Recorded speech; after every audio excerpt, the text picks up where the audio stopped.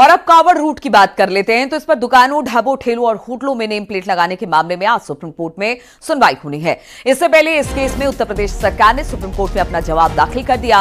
उत्तर प्रदेश सरकार ने अपने जवाब में कहा कि उन्हें कावड़ियों की ओर से कुछ शिकायतें मिल रही थी, जिसमें यह दावा किया गया था कि कावड़ रूट पर पड़ने वाले कई ढाबे और होटलों के नाम भ्रम पैदा कर रहे हैं। इसे दूर करने के लिए और कानून व्यवस्था बनाए रखने के लिए ये नेम प्लेट लगाने की कार्रवाई शुरू की गई है।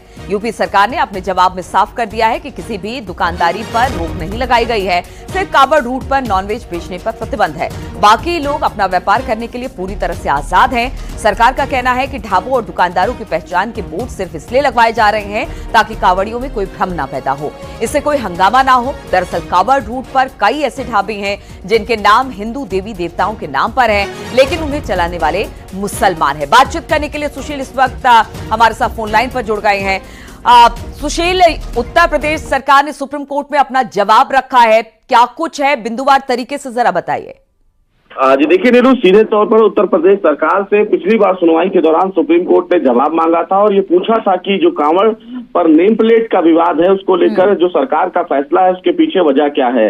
उत्तर प्रदेश सरकार ने अपने हलफनामे में सिलसिलेवार तरीके से बताया है कि चूंकि ये धर्मनिरपेक्ष कानून के आधार पर लिया गया फैसला है, कांवड़ियों के द्वारा उन्हें बहुत ज्यादा शिकायत मिली थी, जिसके बाद एक प्रेस रिलीज जारी किया गया और ये कहा गया कि जितने भी कांवड़िए मार्ग हैं वहां पर दुकानदारों के द्वारा अपनी दुकानों पर नेम प्लेट लगाना होगा, जिससे ये पता चल पाए कि तमाम जो दुकानदार हैं उनके यहाँ किस प्रकार का सामान मिलता है।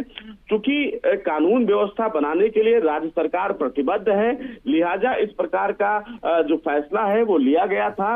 हालांकि सुप्रीम कोर्ट में कहा गया है कि जो प्रेस रिलीज है उसमें किसी भी प्रकार से ये नहीं कहा गया है कि किसी भी के ऊपर इस फैसले को थोपा जाए, यानी कि स्वनिर्मित ये फैसला था जिस पर अपने आधार पर दुकानदारों को ये फैसला लिया जाना था। लेकिन जिस तरह से याचिका दाखिल की गई है और याचिका में यूपी सरकार के खिलाफ तमाम बातें बढ़ा चढ़ाकर की गई हैं, वो याचिका फिलहाल सुनवाई योग्य नहीं है। सुप्रीम कोर्ट उस याचिका को सिरे से खारिज करे। अब ऐसे में उत्तर प्रदेश सरकार की तरफ से नीलू जो जवाब दाखिल किया गया है उससे ये स्पष्ट हो गया है कि यूपी सरकार के द्वारा जो फैसला लिया गया है उसके पीछे की वजह क्या है। सुप्रीम कोर्ट ने दो प्रमुख वजह बताई। एक तो हर किसी धर्म विशेष के त्योहार और उसके समुदाय की रक्षा करना सरकार की जिम्मेदारी है और संविधान उनको ये हक देता है। दूसरा कि प्रदेश में कानून व्यवस्था मेंटेन करने के लिए इस प्रकार के फैसले लिए गए हैं। तीसरा कि कांवड़ियों की जो शिकायत थी उन शिकायत के आधार पर धार्मिक भावना आहत न हो। सुशील, एक कल जनहित याचिका भी लगाई गई है जो कांवड़ियों के पक्ष में है, उस पर भी क्या आज ही सुनवाई होनी है?